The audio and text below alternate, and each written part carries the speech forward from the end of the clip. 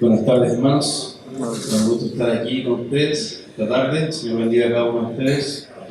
Y les pido que comencemos orando este tiempo para que el Señor sea quien nos guíe. Amén. Amado Dios, estamos ante su presencia, rogando, Señor, que su Espíritu Santo sea con nosotros en esta tarde y nos permita a usted, Señor, entender todas estas cosas que estamos viendo a la luz de su palabra, Señor.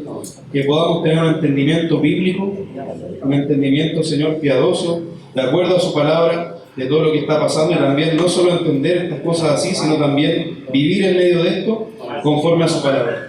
Rogamos la asistencia de su Espíritu en esta hora, Señor, y le ruego, Padre, que también ante este tema que es complejo, usted nos ayude a tener sabiduría, Señor. En Cristo Jesús oramos. Amén. Bien. Y se me ha encargado la difícil tarea de hablar de este tema, que es sobre el proceso constituyente.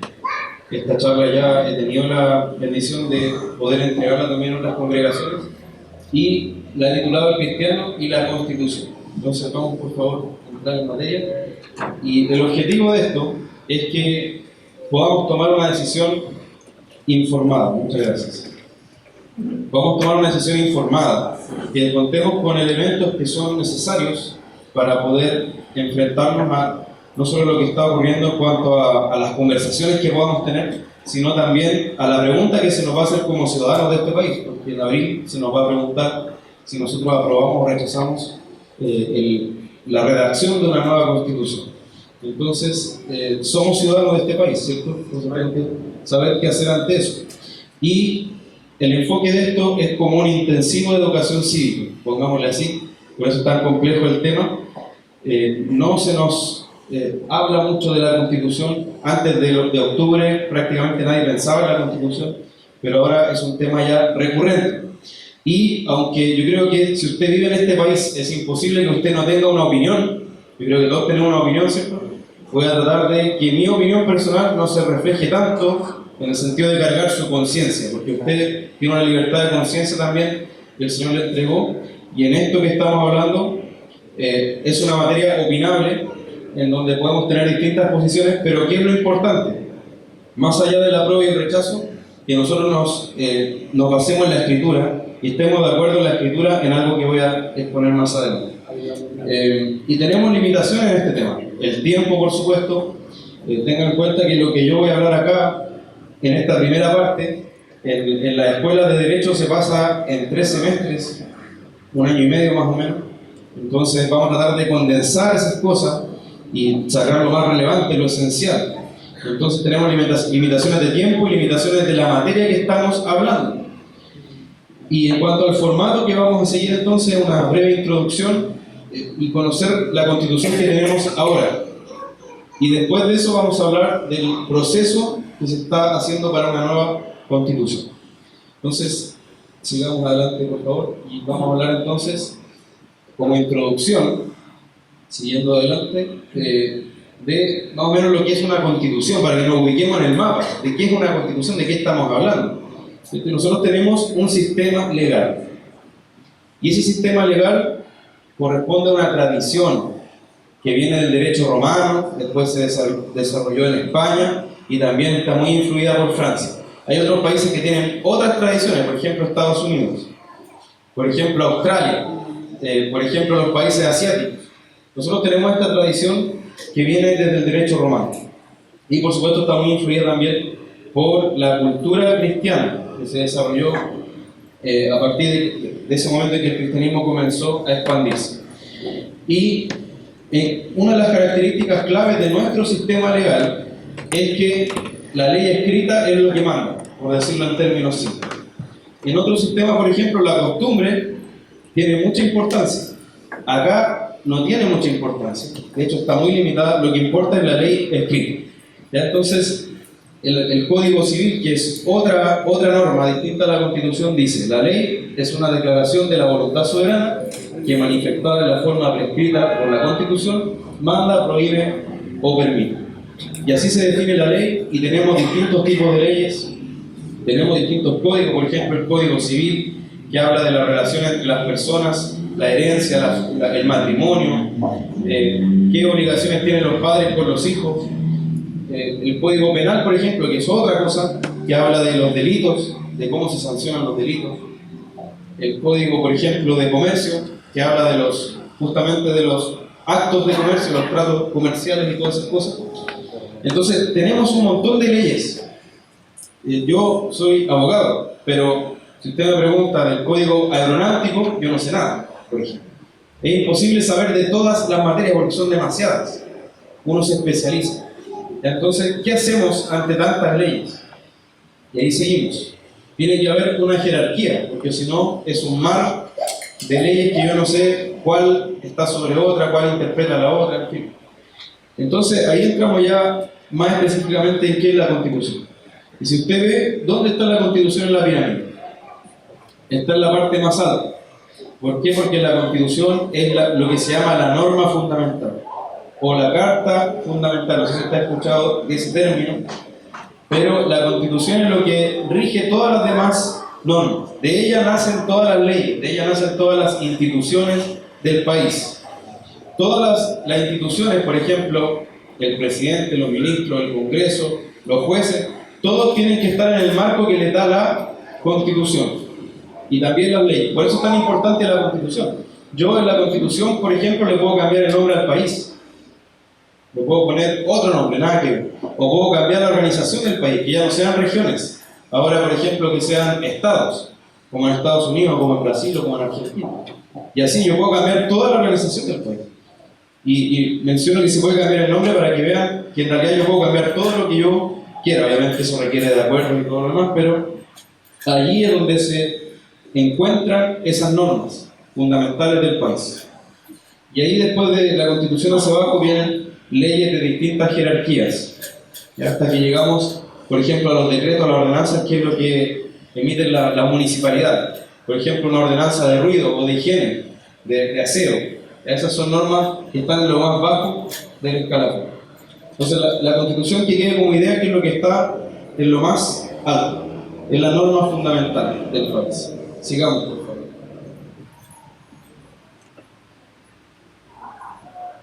Entonces podríamos decir que la Constitución es la base de la institucionalidad, es decir, de las instituciones, como les mencionaba, de todo lo que sea instituciones públicas. Ahí está incluso, no sé, el registro civil, la Contraloría, los tribunales de la República, el Parlamento, todo lo que sea institución pública tiene que basarse en la Constitución y también las leyes. Entonces, ¿qué contiene? La estructura, la organización, la función y también, algo que es muy importante, los límites de la administración del Estado. Voy a repetirlo.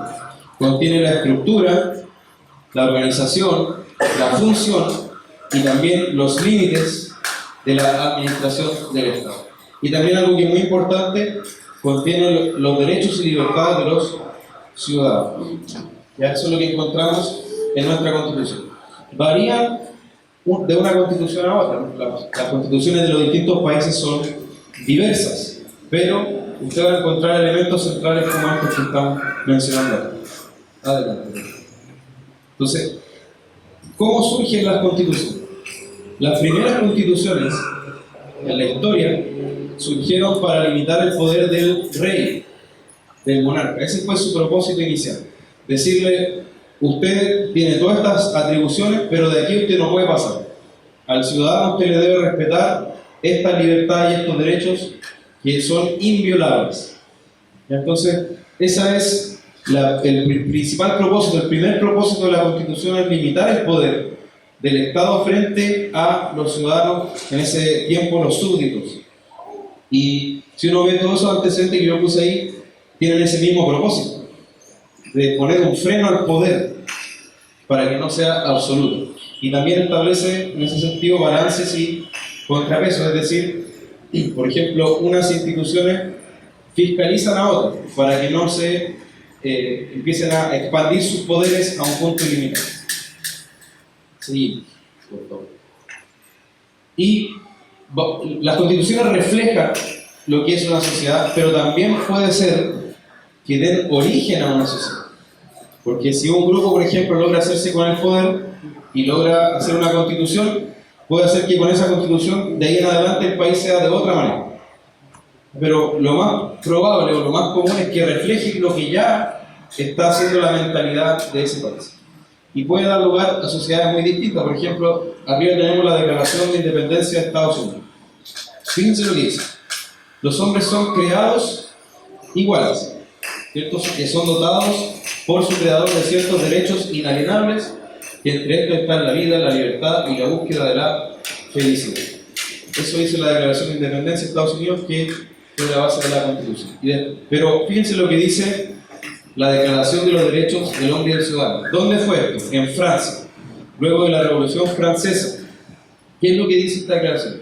Los hombres nacen y permanecen libres e iguales en derechos. Las distinciones sociales solo pueden fundarse en la utilidad común. ¿Cuál es la diferencia entre la de arriba y la de abajo? Más allá de que son de dos países distintos.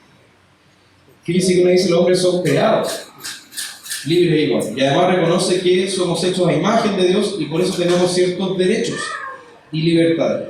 La de abajo dice: los hombres nacen libres e iguales. Y bueno, aunque Estados Unidos, por supuesto, uno no va a decir que todos allí son salvos. Hubo un tiempo en que reinó allí el cristianismo e influenció mucho las leyes de ese país, las instituciones de ese país. Y en cambio la declaración de la Revolución Francesa nace en un contexto donde se rechaza a Dios. Y se está diciendo que nosotros somos los que nos gobernamos a nosotros mismos, por tanto, nacemos simplemente libres. ¿Se entiende?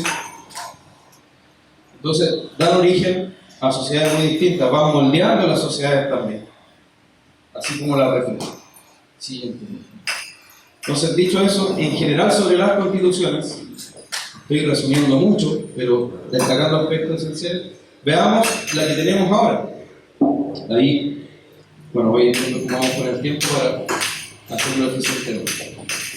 En Chile hemos tenido esas tres grandes constituciones. Digo tres grandes porque antes de 1833 hubo 7 textos, que entre 1810 y 1833 ustedes saben que fue el proceso en que Chile partió con una declaración, en 1810 en que no se declaraba la independencia, ¿cierto? Incluso ahí se juró fidelidad al rey de España, pero luego empezó un proceso en que terminamos siendo un país independiente y ahí hay una serie de ajustes hasta que llegamos a esa constitución de 1833, que es la que más tiempo ha estado vigente, es la que más ha durado vigente. Después, 1925, una nueva constitución que, pese a ser nueva, respeta bastante de lo que la anterior decía. O sea, hay una línea ahí de continuidad. Y luego tenemos la de 1980, que también sigue una línea. Si usted ve la del 25, se va a encontrar con muchos párrafos iguales a la que tenemos ahora. Todas estas constituciones han sido generadas, han nacido en un ambiente de crisis. Ninguna ha nacido en un ambiente que todo era una taza de leche. Y en todas incluso ha habido alguna intervención militar.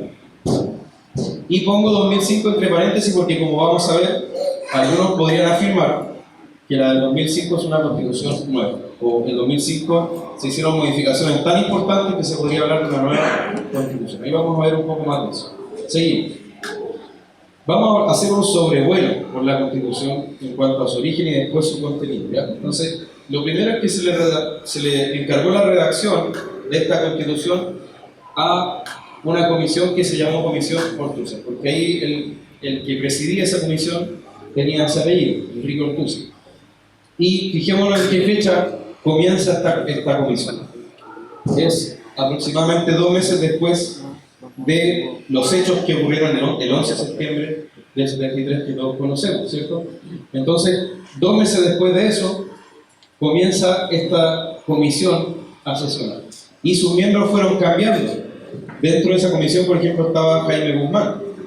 Habían otros miembros también que fueron rotando, principalmente porque no eran del agrado de la llamada Junta de Gobierno que en ese tiempo estaba sobre el país. Y podremos decir, en un momento por lo menos, o la que quedó definitivamente, prácticamente todos los miembros de esta comisión eran católicos y relacionados con la Universidad Católica, la Escuela de Derecho principalmente. Ahora, ¿con qué enfoque nació esta Constitución en su tiempo? Tenía una idea de evitar los abusos que se habían cometido bajo el gobierno de Allende. Y ahí, con abusos me refiero a los llamados resquicios legales. Ahí se popularizó harto ese término y principalmente tenían relación con expropiar, ya sea casas, industrias o bienes, o tomarse ciertas atribuciones para desarrollar alguna medida de gobierno en ese tiempo. Entonces, querían evitar esos resquicios legales y también, por supuesto, prohibir el marxismo, limitar las variaciones que se producían en las elecciones presidenciales. ¿Por qué pasaba esto? Porque desde 1925 hasta el 80, o hasta el 73 digo, dominaba lo que se llamaba los tres tercios, ¿cierto? Que habían tres sectores políticos que acaparaban más o menos un tercio cada uno. Entonces ahí se peleaban el gobierno, esos tres tercios, pero finalmente ¿qué pasaba? Que un tercio terminaba gobernando el país. Y eso es realmente no muy aconsejable, porque una minoría termina gobernando, después viene el otro, se alterna el poder, le toca al otro sector y cambia las leyes que había dictado el anterior. Entonces, ¿qué quería esta junta de gobierno, presidida por Augusto Pinochet? Ellos querían que hubiera más estabilidad, en el sistema político. Entonces, ¿qué pusieron ahí? Una segunda vuelta presidencial. No basta con ganar al principio, sino que tiene que tener por lo menos el 50 más 1. O sea, si usted quiere ser presidente, tiene que tener al menos el 50 más 1.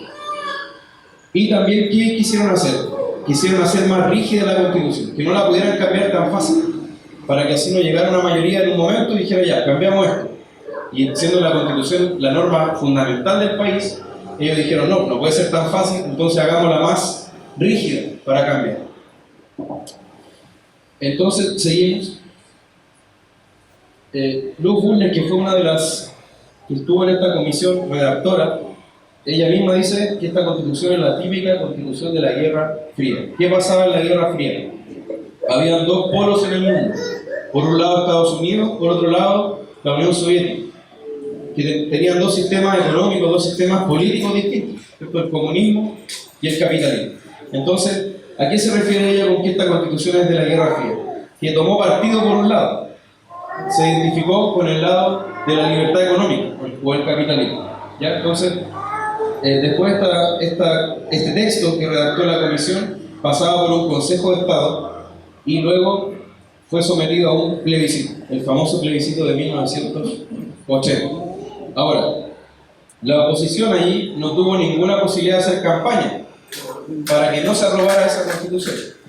Ellos tuvieron una única oportunidad de hacer un acto público que fue el llamado Caupolicanazo, porque fue hecho en el teatro Caupolicán.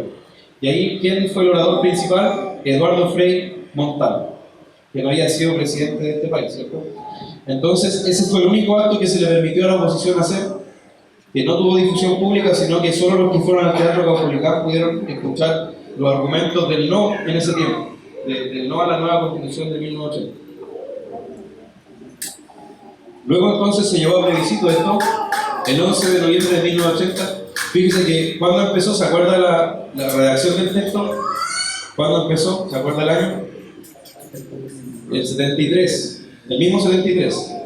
Y ya el 80 se somete recién a plebiscito, a consulta de la ciudadanía. Entonces ahí se tenían que responder dos cosas: si querían la nueva constitución y si querían que además Pinochet fuera llamado presidente por 8 años más, o sea, hasta el 88 en ese momento.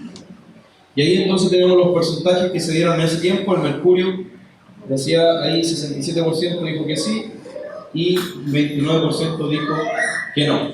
Seguimos. Ahora, esta elección tuvo una serie de cuestionamientos. Primero, no había padrón electoral. ¿Qué significa eso? Que usted no sabía cuál era el universo de votantes. O sea, no sabía cuál era el total de personas. Por tanto, ¿cómo iba a saber si era representativa la votación? Otra cosa es que hay muchos testimonios de personas que decían que no tuvieron realmente la libertad de ir a votar o que se les inducía el voto. De hecho, la papeleta, acá hay una imagen de la papeleta de ese tiempo, que el sí aparece con una estrella y el no aparece con un círculo. Y estas son cosas que inducen al voto. Y una de las leyes de la libertad del voto es que no tiene que haber nada que induzca el voto. a ninguna alternativa. Entonces, hay razones serias para cuestionar ese plebiscito en que se aprobó la Constitución de 1980. Seguimos. Bueno, sin contar obviamente que estaba bajo un régimen autoritario, que no es una condición ideal para votar, está lejos de serlo. Ahora, tenía que haber una elección en el 88, no sé si vamos siguiendo la línea de tiempo, pero tenía que haber una elección en el 88, y esa elección se produce entonces ya para ver si seguía o no Pinochet en el gobierno. Y bueno, ahí ya se pusieron ciertos límites para que esa elección fuera legítima. ¿Cuáles eran esos límites? Tenía que haber partidos políticos, tenía que haber elecciones libres, tenía que haber un tribunal calificador de elecciones, el TICEL. Tenía que haber prensa libre e informada y no tenía que haber estados de sitio. ¿Qué significa eso? Que no se tenían que restringir las libertades que la Constitución establece. Entonces, bajo esa hipótesis o bajo esos elementos se desarrolló el plebiscito del 88 y 89. Entonces, ahora, esta Constitución ha sufrido más de 300 modificaciones. Eso lo dice un abogado que se dedica a estudiar la Constitución, que se llama Enrique Navarro. Esta Constitución original, ese texto original, ha sufrido más de 300 modificaciones. Eso hay que tenerlo claro para lo que estamos tratando. Seguimos. Para ser justos con esta Constitución, solo comenzó a regir en forma plena desde que llegó al poder Patricio Elwin, el 11 de marzo de 1909. Antes de eso no estaba rigiendo en forma plena, o sea, no estuvo la Constitución rigiendo propiamente tal. Solo ha regido entonces desde ese momento, desde Patricio Elwin en adelante. Y ha sido reformada a través de 21 proyectos. Yo les dije, ¿qué número anteriormente? 300. Eso se refiere a los puntos en que ha sido tocada, pero son 21 proyectos de ley, ¿ya? Porque los proyectos de ley contienen varias modificaciones cada uno, ¿ya? Entonces, sin ir más lejos, antes de que volviera Patricio Elwin, o llegara Patricio Elwin, mejor dicho, al poder, en 1989 hubo 54 modificaciones que acordó la Concertación en ese tiempo con la Junta de Gobierno. Ahí ellos, antes de que saliera Pinochet, ellos acordaron 54 modificaciones, ¿ya? Y eso es importante porque la Constitución, como fue originalmente escrita, era distinta a como llegó a los 90. No era la misma Constitución, porque esas 54 modificaciones no dejan de ser importantes. Por ejemplo, la Constitución original tenía un artículo que decía que están prohibidos los partidos que hablen de lucha de clases. Y ahí, por ejemplo, está el Partido Comunista, el Partido Socialista, cualquier partido que tenga alguna relación con el marxismo. Pero se eliminó ese artículo. Y esta Constitución, ya con esas 54 modificaciones, fue reconocida por todos los partidos que había en ese momento, salvo la que se llamó la izquierda extraparlamentaria. ¿Y quién destacaba? El Partido Comunista. Y luego, en 2005 se hace una nueva serie de modificaciones. Hoy día, ¿cuántos artículos tiene la Constitución? 143, después de las modificaciones que se hicieron en diciembre del año pasado. Sí, yo sé que quizá un poco mareado este tema, hermanos, porque disculpa que está muy denso, pero hay cosas que saber en todo esto que estamos tratando. En 2005 hubo una reforma muy importante. Ahí nuevamente son 54 modificaciones antes. ¿Qué fue lo que se le quitó en 2005? O lo que se le cambió, porque hubo cosas que se quitaron y otras que se agregaron. Se le quitaron todas aquellas cosas que se llamaban, abajo, enclaves autoritarios. Es decir, elementos que están en la Constitución que permitían a los que antes fueron Junta de Gobierno y todos los aliados de la Junta de Gobierno, permitían a ellos tener un control mucho más fuerte sobre lo que estaba ocurriendo en la política. Por ejemplo, había los que se llamaban los senadores designados. ¿Cuáles eran esos senadores designados? Miembros que eran excomandantes en jefe de las distintas ramas de las Fuerzas Armadas.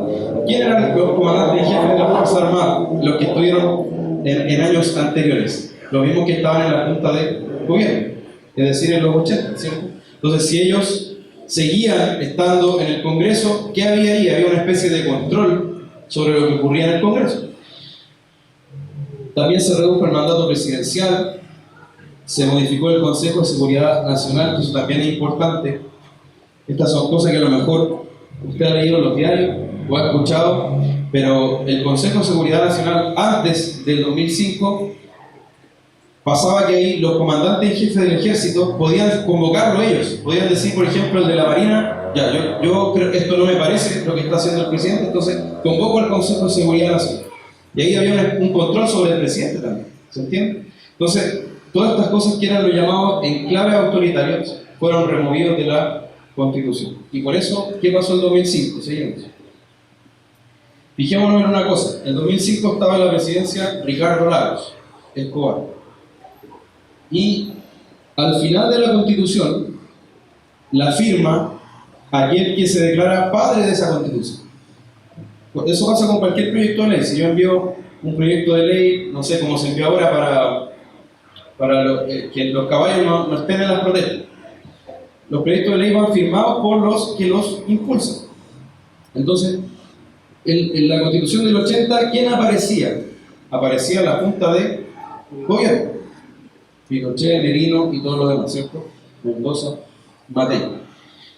Pero en 2005, ¿quién aparece? Desde el 2005. Si usted compra una Constitución, ahora, si usted va a un kiosco, a cualquier lugar donde venda una Constitución, y la abre, la ve en la última página, ¿quién aparece? Ricardo Lagos y sus ministros. Entonces, por eso queda la duda, ¿es nueva Constitución o no es nueva Constitución? En su tiempo, si seguimos adelante, Ricardo Lagos dijo lo siguiente: el 17 de septiembre de 2005, él dijo, este es un día muy grande para Chile, tenemos razones para celebrar, dice, tenemos hoy por fin una Constitución democrática, acorde con el espíritu de Chile, del alma permanente de Chile, dice, es nuestro mejor homenaje a la independencia, a las glorias patrias, en fin, ahí sigue con esas palabras. Pero fíjense lo que dice después. Este es el comienzo de una nueva etapa en la historia, una patria más grande, más unida, más prestigiosa, reconocida en el mundo. El nuevo texto constitucional es un logro de todos los chilenos que han trabajado por la libertad. Y fíjense en estas palabras, esta nueva Constitución ya no nos divide y tiene que ver con los reales problemas de la gente. Es lo mismo que vieron hoy día, ¿no? Porque eso dijeron en el 2005, esta nueva Constitución. De hecho, en el 2005 todos quisieron ser padres de este hijo y ahora nadie lo quiere reconocer. Y fíjense que decía, la promesa de este nuevo texto es que ya no nos divide, ya nos hace una patria unida. Y lo que se dice hoy día es que el problema del país es la Constitución y que por culpa de la Constitución el país está polarizado. Entonces, realmente acá vemos que hay un problema de inconsistencia. Seguimos. Ahora, en cuanto al contenido de la Constitución, si nosotros hacemos un sobrevuelo bien rápido, este es el contenido. El principio dice las bases de la institucionalidad. ¿A qué se refiere eso? Ahí está toda la filosofía de la Constitución. Si nosotros queremos ver como el pensamiento político de la Constitución, ahí está, en los primeros artículos. Después se habla de cómo uno puede ser ciudadano de este país, cómo se es chileno y cuáles son los derechos que tenemos como chilenos. Y después se habla de los derechos y deberes más propiamente, después se habla del gobierno, el Congreso, el Poder Judicial, varios órganos estatales, y luego tenemos la reforma a la Constitución, que ese es lo que se ha cambiado en diciembre. En diciembre se le hicieron una serie de cambios, se agregaron unos 14 artículos a esta última parte de la Constitución. Seguimos. ¿Cuáles son las características de la Constitución actual? Establece un Estado unitario. ¿Qué significa eso? Que no estamos divididos en pequeños estados, sino que es un solo gran Estado. ¿Cuál sería otro tipo de país? Por ejemplo, Estados Unidos, que tiene estados. Brasil tiene estados, ¿cierto? Nosotros tenemos regiones de un solo gran Estado. Y además, como decía, se establece la democracia, hay un fuerte régimen presidencial, también se establecen garantías en la Constitución a los ciudadanos. Y acá hay algo que quería tratar brevemente. ¿Usted ha escuchado el llamado Estado subsidiario? Lo ha mencionado harto en la discusión, ¿cierto? Que se dice que esta Constitución limita al Estado y le dice que él no puede actuar a menos que los privados no estén actuando. Ahí recién el Estado puede actuar. Pero si usted se esfuerza y lee la Constitución, no va a encontrar en ninguna parte que diga eso. Hay algunas cosas que dice sobre límites del Estado, pero no dice eso, y por tanto eso del Estado subsidiario es más bien un mito. Hay que decirlo de esa manera. Y también, bueno, obviamente tuvo un origen autoritario y es difícil de modificar. Está hecha para que sea muy difícil cambiarla. O sea que para cambiarla tiene que haber acuerdos. Tienen que estar de acuerdo los dos sectores políticos principales del país, que ya no son dos realmente. Seguimos. Como artículos relevantes, está el artículo 1. Acá voy a pasar un poco más rápido, pero quisiera de todas maneras leer este artículo 1 para que nos pongamos un poco al texto de la Constitución. Dice: las personas nacen libres e iguales en dignidad y derechos. Ahí prefirió la visión de la Revolución Francesa, ¿cierto? Dice: la familia es el núcleo fundamental de la sociedad.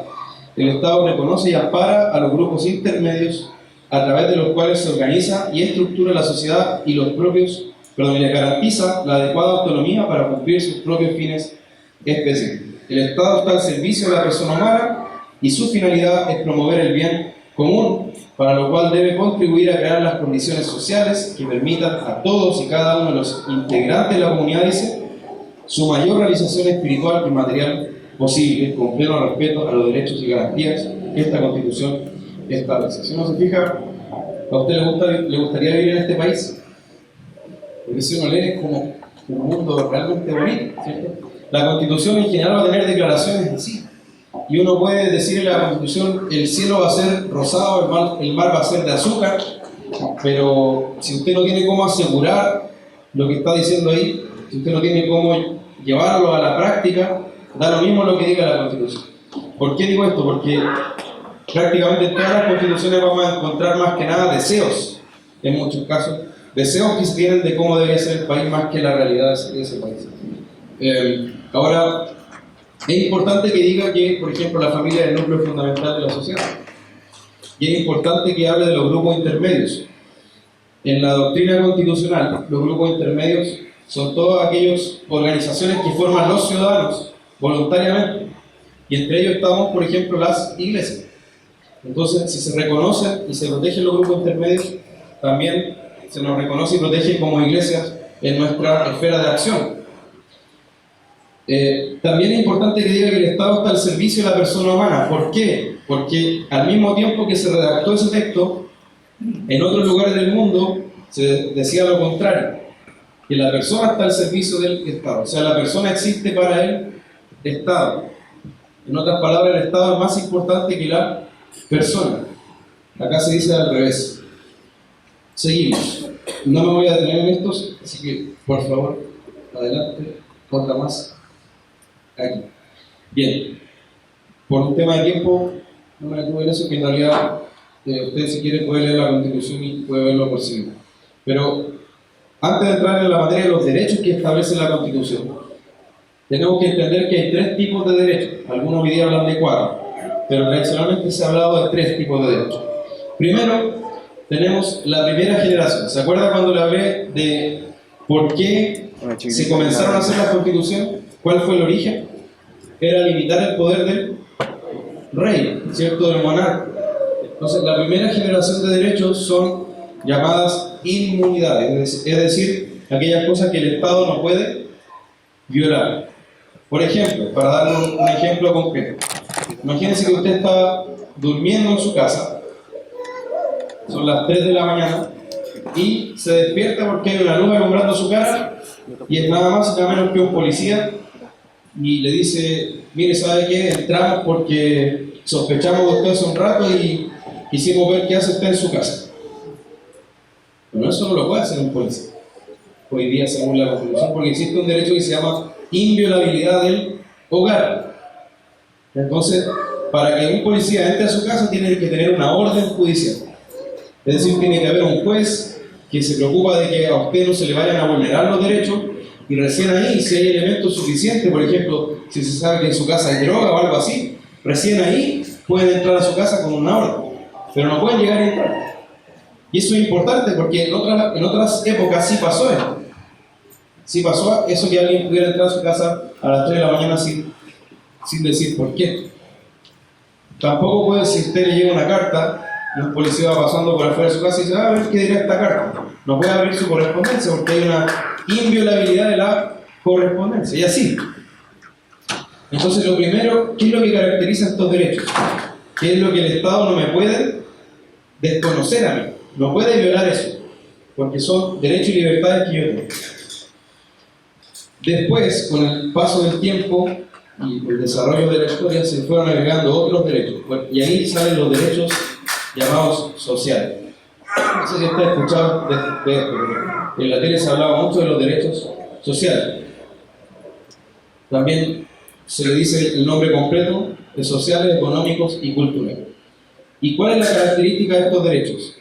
Que los que los promueven dicen que se refieren a una vida digna, que el Estado me tiene que a mí dar lo necesario para que yo viva dignamente, o al menos me tiene que garantizar lo necesario para que yo viva dignamente. Y ahí que estaría, por ejemplo, derecho a la vivienda. Si yo no puedo tener una vivienda, el Estado de alguna manera tiene que sacar alguna vivienda para mí. Si yo no puedo pagar la salud, el Estado de alguna manera tiene que asegurarme que yo tenga un hospital y yo pueda ir al hospital. Educación, si yo no tengo cómo pagar un colegio, el Estado de alguna manera tiene que poder garantizarme que yo tenga un colegio a donde yo pueda enviar a mi hijo, y así. Ahora, ¿cuál es la diferencia de estos derechos con los anteriores? Que estos segundos derechos, llamados así, necesitan financiamiento, ¿cierto? O sea, necesitan plata. ¿Y de dónde se saca esa plata? De nosotros mismos, porque nosotros somos los que pagamos los impuestos.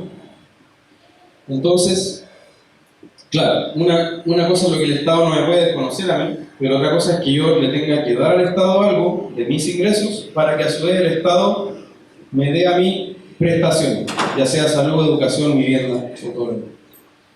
Y tenemos una tercera generación que son los derechos colectivos. ¿Cuáles son esos? Por ejemplo, el derecho al medio ambiente, libre de contaminación, o el derecho a que los pueblos se autodeterminen, ese tipo de derechos. Bien, hay un debate en estas tres generaciones. ¿Por qué es importante hablar de esto? Porque no hay que dar por sentado que los tres tipos de derechos tienen que estar garantizados, porque hay toda una discusión. ¿Es legítimo, por ejemplo, que yo diga, vamos a hacer X plan social? Vamos a, no sé, hacer canchas de fútbol para los niños. Y para eso todos ustedes van a tener que pagar de sus impuestos X cantidad. Eso significa que van a tener que trabajar para el Estado una cierta cantidad de tiempo. Usted me dice, pero ¿cómo? Si yo trabajo en, no sé, en la empresa a la que voy, en el supermercado, o no sé, tengo mi negocio. Bueno, de ese tiempo que usted trabaja, usted paga impuestos, ¿cierto? Del ingreso que recibe, paga impuestos. Eso significa que de ese tiempo que trabajó, una parte se va para el Estado. Entonces, ahí está la discusión. ¿Esos derechos son de verdad derechos o no? ¿Los debería garantizar la Constitución? ¿Es legítimo o no? Porque implica entonces que hay una mayor carga sobre los ciudadanos. Seguimos. Por favor.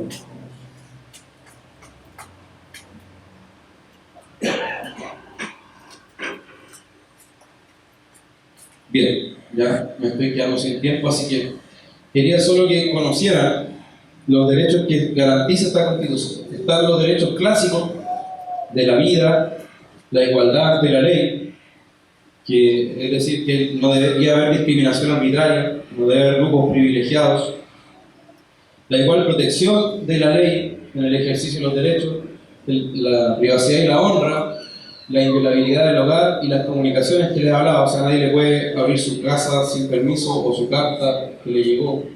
La libertad de conciencia y credo, la libertad personal y seguridad individual. Y eso también es importante porque tiene que ver con que usted puede moverse por todo el país, siempre que no sea propiedad privada, pero usted tiene la libertad de ir donde usted quiera, de moverse por donde usted quiera. Y nadie le puede detener sin que haya una causa legal para hacerlo. También está el medio ambiente libre de contaminación. Y los que están en azul son los que no están protegidos efectivamente por la Constitución. ¿A qué me refiero con eso? Que ¿Se acuerdan que yo le decía que usted puede poner en la Constitución, el mar será de azúcar? Pero si no tiene cómo asegurarlo, en realidad es una declaración. Lo que pasa con esos que están en azul es que son más que nada declaraciones que hace la Constitución, pero no los protege esos derechos con un mecanismo para exigir esos derechos.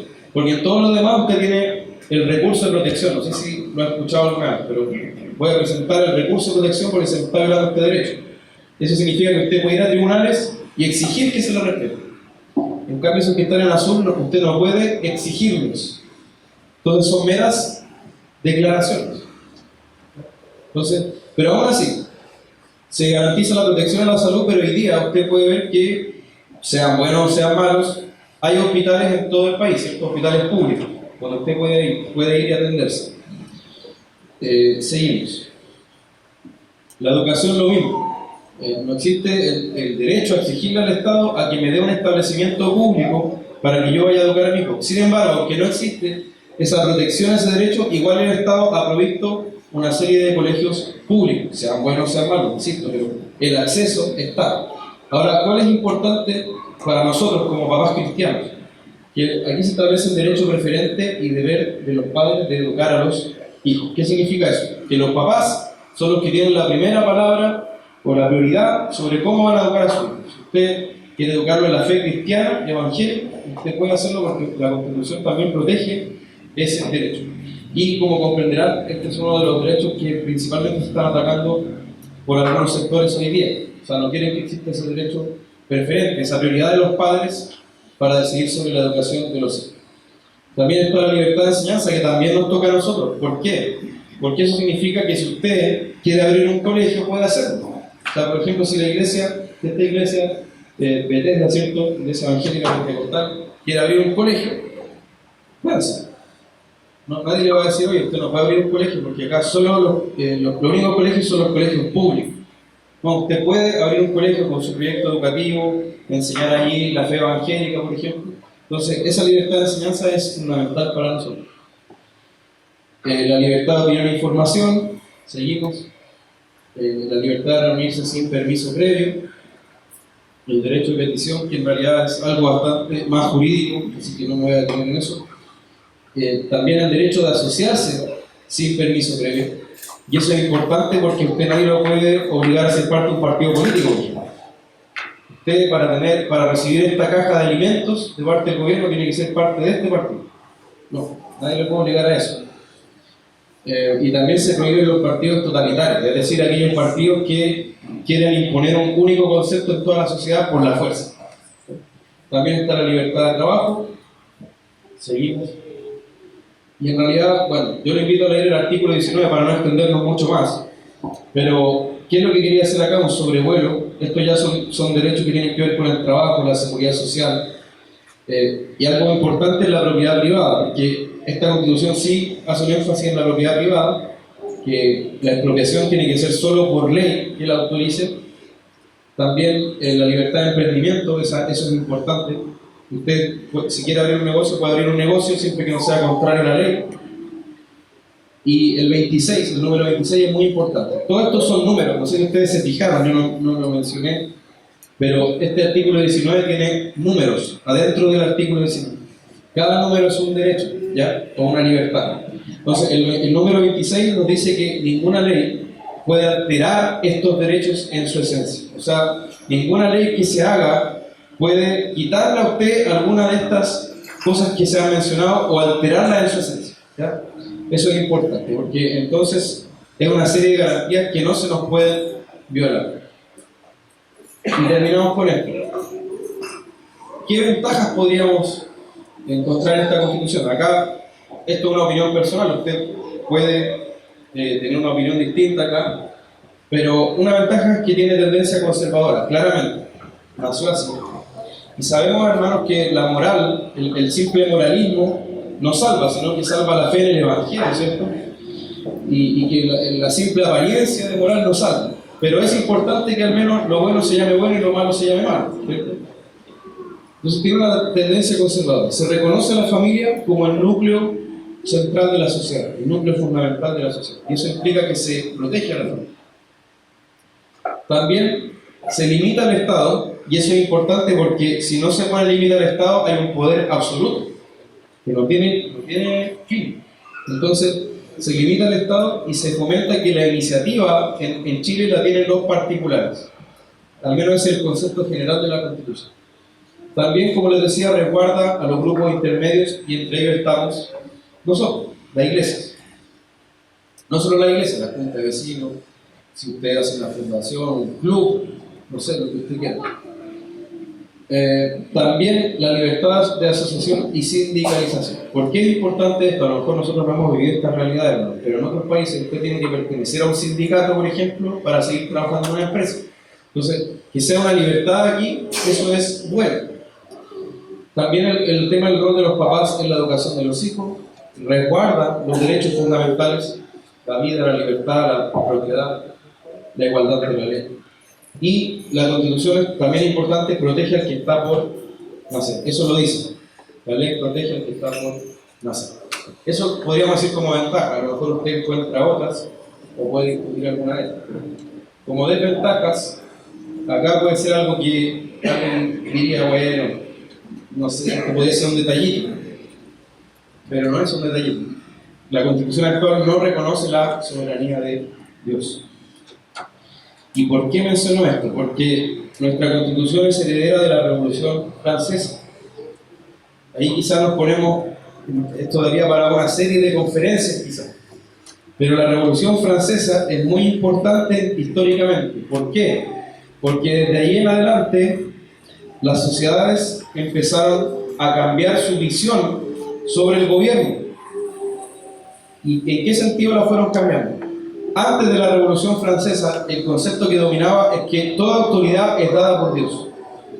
Toda soberanía es dada por Dios. Por tanto, si hay un rey, si hay una autoridad, es porque Dios está sobre esa autoridad y le dio esa autoridad. Pero ¿qué es lo que hace la Revolución Francesa? Dice, no hay Dios, no hay soberanía que venga de Dios, no hay gobierno que venga de Dios, todo el gobierno viene del pueblo. Entonces, nosotros somos los que decidimos qué es el gobierno, a quién le damos el gobierno, y la ley viene de nosotros. De nosotros somos los que decidimos qué es justo y qué no es justo. Entonces, alguien podría decir, bueno, pero ¿qué vamos a esperar de los incrédulos? Los incrédulos no tienen por qué reconocer a Dios, ¿cierto? Pero fijémonos en lo que dice el Salmo 2, por citar solo un texto, yo no me puedo extender en esto, lo tengo claro. Pero si yo voy al Salmo 2, aquí está hablando justamente de la soberanía de Dios sobre las naciones. Y fíjense lo que dice Salmo 2, versículo 10. Ahora pues, oh reyes, sed prudentes, admitid amonestación jueces de la tierra. Es decir, está hablando todos los gobernantes de la tierra. Servid a Jehová con temor y alegraos con temblor. Honrad al Hijo para que no se enoje y perezcáis en el camino, pues se inflama de pronto su ira. Bienaventurados todos los que en él confían. En este salmo y en muchos otros salmos, y además en otros pasajes como Romanos 13, ¿qué se nos está diciendo? Que el Señor es autoridad sobre todas las naciones y los reyes deben servirlo y deben reconocerlo, y si no lo hacen están en pecado. Entonces, es un pecado que nuestra Constitución actual no reconozca que la soberanía y el gobierno vienen de Dios. Claramente, para nosotros como cristianos es la letra A, de ahí empieza todo lo demás y se define todo lo demás. Y otra cosa es que, pese a una tendencia conservadora que podemos observar en ella, no es determinada, no es clara en la forma en que protege, por ejemplo, el que está por nacer. ¿Por qué no es clara? Porque ahora tenemos una ley de aborto en 3 causales, ¿no? Y eso se aprobó con la Constitución actual. Aunque ella dice, la ley protege al que está por nacer, igual se aprobó esa ley de aborto. ¿Por qué? Porque no es tan específica o no es tan decidida en la protección. Y lo otro es que, en cuanto a la protección de los padres, en la educación de los hijos tampoco está decidida. Y, por ejemplo, se han planteado la ley de acuerdo de unión civil, la ley de matrimonio homosexual como proyecto, se ha planteado, y todo eso bajo esta Constitución. Entonces, ¿a qué voy con esto? Esta ley puede ser perfecta, yo también puedo estar en desacuerdo con esta Constitución. De hecho, lo que mencioné de la soberanía de Dios es un punto clave en que esta Constitución está pecando en ese sentido. Entonces, podemos ver que tiene ventajas y desventajas. si no me equivoco, quedamos hasta el principio. Y seguimos entonces después ya con el proceso constituyente siglo XX. Recuerden, si tienen dudas, anotar. Amén. Damos gracias por este primer tiempo. Amén. Como bien decía, siempre nuestro pastor Isaac va a estar entregándole algún papelito, ¿cierto? Con un lápiz para poder, si tienen alguna duda, consulta, pueden hacerlo. Así que invito así mismo como están sentados, ponen en nuestro rostro, vamos a dar gracias a Dios por esos alimentos que están ahí. Luego de esta oración comenzamos el ver. Te damos gracias, Señor, por esta bendición de esta noche. Y te pedimos, Dios, en esta oración específica que tú puedas bendecir, Dios, los alimentos que están puestos en esta mesa. Dios, te damos por aquellos, Dios, que han aportado a Jesús, que han bendecido nuestra vida con estos alimentos para nuestra vida. Te agradecemos, Dios, este tiempo como iglesia, Padre. Gracias, Dios, porque tú eres un Dios soberano, un Dios de amor en nuestra vida. En el nombre de Jesús te damos las gracias. Amén. Amén. Pueden pasar aquí a compartir este video unos minutos. Luego, cuando termine el video, se va a cantar una alabanza. Vamos a hacer un servicio de ofrenda y viene la segunda parte. Dios los bendiga.